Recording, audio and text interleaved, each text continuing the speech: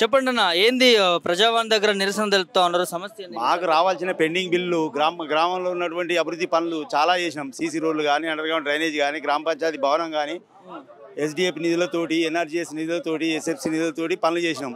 మాకు బిల్లులు రాక 3 సంవత్సరాల నుండి మేము ఇప్పుడు సంవత్సరాల నుంచి మొత్తం 2.5 సంవత్సరం 3 సంవత్సరాల నుంచి పెండింగ్ బిల్లులు ఉన్నాయి. మేము పెండింగ్ బిల్లు అప్పులు తెచ్చి గ్రామాల్లో అభివృద్ధి చేసినాం. మేము చాలా బాధపడుతున్నాం. నాతో పాటు సర్పంచులు ఎంతోమంది చచ్చిపోయారు. మేము కూడా అదే దారిలో పడేటట్టు ఉన్నాం. కాబట్టి దానిలో మేము మా బాధలు వినియోగించుకుందామని వచ్చినాం.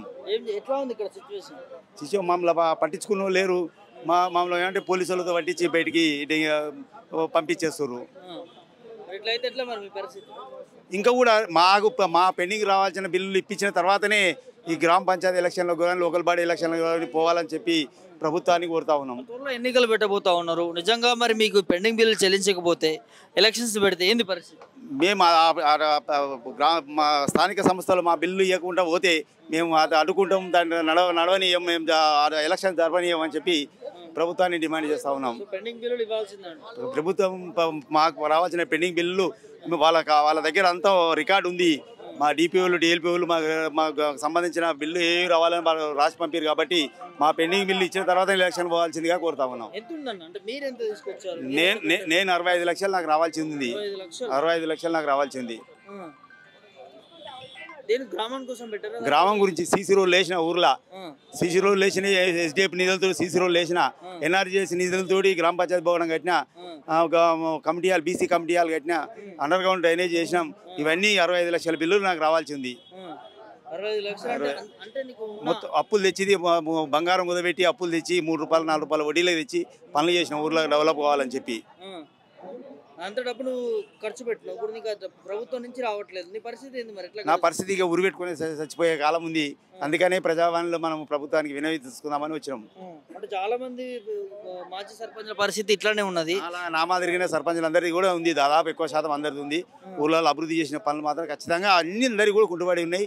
అందరూ కూడా రావాల్సింది బిల్లులు. మరి ఒకవైపు మేము గొప్పగా పాలన చేస్తున్నాం, మెరుగైన పాలన మాది, మేము ఇంత పెడుతున్నాం అంత పెడుతున్నాం, ఇన్ని పథకాలు ఇస్తున్నాం అంటుంది. మరి మీ సర్పంచులని, ఎందుకంటే ఊర్లలో ముఖ్యంగా మీ సర్పంచులని ఎక్కువ చూస్తూ ఉంటారు అభివృద్ధి విషయంలో కానీ, ఏ విషయంలో కానీ. మరి మిమ్మల్ని పట్టించుకోవట్లేదు. మమ్మల్ని పట్టించుకున్న లేదు ఏమంటే వీరు బీఆర్ఎస్ సర్పంచులు అంటారు. మాకు పార్టీతో సంబంధం లేకుండా నేను ఏగ్రహంగా సర్పంచ్ని అయినా, గ్రామానికి డెవలప్ కొరకు కొంత అమౌంట్ ఇచ్చి నేను ఏగ్రహం అయ్యి అక్కడ ఖర్చు పెట్టినప్పుడు ఇప్పుడు 65 లక్షలు ఇరిపోయి ఇప్పుడు ఉన్నాయి. నాకు పార్టీతో సంబంధం లేదు.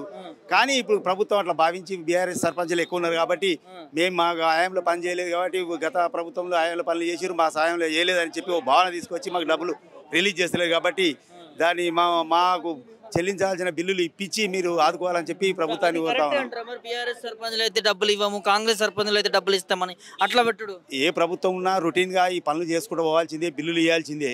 కానీ ఇప్పుడున్న ప్రభుత్వం ఆ విధంగా భావించి మాకు బిల్లులు ఇవ్వడం లేదు. కాబట్టి మేము ఈరోజు ఈ ప్రజాభవన్కు వచ్చి మేము ప్రజలకు విన్నవించుకుంటున్నాం. అభివృద్ధి విషయంలో మీరు చేసినామంటున్నారు. మరి పదవీ కాలం అయిపోయింది, దాదాపు 3-4 నెలలకు అవస్థ ఉంది. సో మీ సర్పంచుల పదవీ కాలం అయిపోయి, సో అభివృద్ధి పరిస్థితి ఏంది మరి? సర్పంచుల పదవీ కాలం అయిపోయింది, 14 నెలలు. ఇప్పుడు అభివృద్ధి అనేది ఇక కుంటుబడిపోయింది. ఊర్లలో లైట్లు వేసింది లేదు, మోరీలు తీసింది లేదు. గ్రామ పంచాయతీ సిబ్బంది ఇప్పుడు 4 నెలలు 5 నెలల సంది గ్రామ పంచాయతీ సిబ్బంది జీతాలు ఇవ్వడం లేదు. రూపాయి బిల్లు లేదని చెప్పి వస్తలేవని చెప్పి సెక్రటరీ కూడా మొత్తుకుంటారు. గ్రామ పంచాయతీలకు సంబంధించిన ఇన్ఛార్జి ఉన్నవాళ్ళు కూడా మొత్తుకుంటారు. గవర్నమెంట్ ఎస్ఎఫ్సి నిధులు మొత్తమే చేస్తలేదు, 15th ఫైనాన్స్ మొత్తమే ఇవ్వడం లేదు. గ్రామం మొత్తం కూడా అస్తవ్యస్తంగా మారిపోయింది. అభివృద్ధి పదంలో ముందుకు తీసుకోబోతున్నాను రేవంత్ రెడ్డి అంటుండు, గ్రామాల్లో అభివృద్ధి లేదని మీరు అంటున్నారు. గ్రామానికి సంబంధించిన ఒక వార్డు మెంబర్ కానీ, సర్పంచ్ కానీ, ఎంపీటీసీ కానీ, ఎంపీపీ కానీ వీళ్ళు లేనప్పుడు ఎక్కడ అభివృద్ధి అవుతుంది? ఎవరు చేస్తారు? సెక్రటరీలు వాళ్ళ దగ్గర డబ్బులు లేవంటారు, వాళ్ళు చేయిస్తలేరు. మొత్తం గ్రామ పంచాయతీ సిబ్బందికి జీతాలు ఇస్తలేరు. ఇంకా అభివృద్ధి ఏ విధంగా అవుతుంది? మొత్తం అస్తవ్యస్తంగా మారిపోయింది. అంతే ఎక్కడికక్కడ చెదారాలు ఊడిపోయినాయి. గ్రామ పంచాయతీ వీధి లైట్లు మొత్తమే వెలగడం లేదు. ఆ విధంగా మొత్తం కుంటుపడిపోయింది ఊరు మొత్తం. ఓకే, ఫైనల్గా ప్రజావానికి వచ్చారు, ఇక్కడ మీకు న్యాయం జరుగుతుంది అనుకుంటారా? న్యాయం జరగాలని చెప్పి కోరుతున్నాం. సీఎం గారిని కానీ, ముఖ్యమంత్రి కానీ, ఇప్పుడు ఇన్ఛార్జిగా వచ్చినటువంటి